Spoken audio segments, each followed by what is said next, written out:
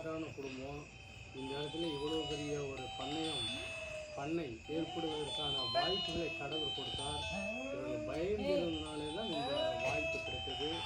இவருடைய பண்ணையம் இன்னும் சிறக்க வேண்டும், மேலும் சிறக்க வேண்டும், எல்லோரும் சிறப்பாக வாழ வேண்டும். இந்த இடம் ஆண்டவரே உமது சுத்தமான நல்ல மகிமை உள்ள இடமாக இருந்து வருங்காலங்களில் ஆண்டவரே இங்கே நல்ல ஒரு சுவிசேஷம் பரவும்படியாக அதற்கான முயற்சிகளை எடுக்கும்படியாக நீர் ஒரு செய்ய சுவாமி. இது உம்மாலே ஆசிரியப்பட்ட இடம் ஆண்டவரே. எவ்வாறு நீ ஆபரகாமை ஆசீர்வதித்தீரோ அதற்கு மேலாக இந்த குடும்பத்தை நீர் ஆசீர்வதித்து 1, 30, 60 பலன் கொடுக்கத்தக்கதாக இடர்பாடுகள் ஏராளம் தனியாக இருந்தாலும் இவர்கள் நீ இருக்கிறீ என்ற ஒரு விசுவாசத்தோடு அவர்கள் இருக்கின்றார்கள்.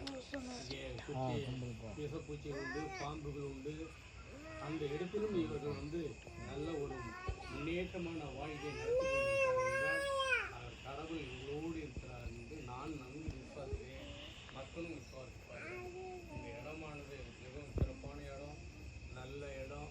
வருங்காலங்களில் இன்னும் நல்ல ஒரு சிறப்பான நிலையை இவர்கள் அடைவார்கள் விசுவாசிக்கிறேன். வருடம் எங்களை அழைத்து ஒரு செய்தியை கொடுத்து நீங்கள் ஜபித்து நீங்கள் இந்த பொங்கலை நீங்கள் துவக்கி வைக்க வேண்டும் என்று வருடம் கேட்டுக்கொள்வார்கள். விசுவாசத்தை நான் மதிக்கிறேன், நன்றி கூறுகின்றேன். இந்த பொங்கல் பண்டிகையானது இந்த ஆடு மாடுகளுக்கு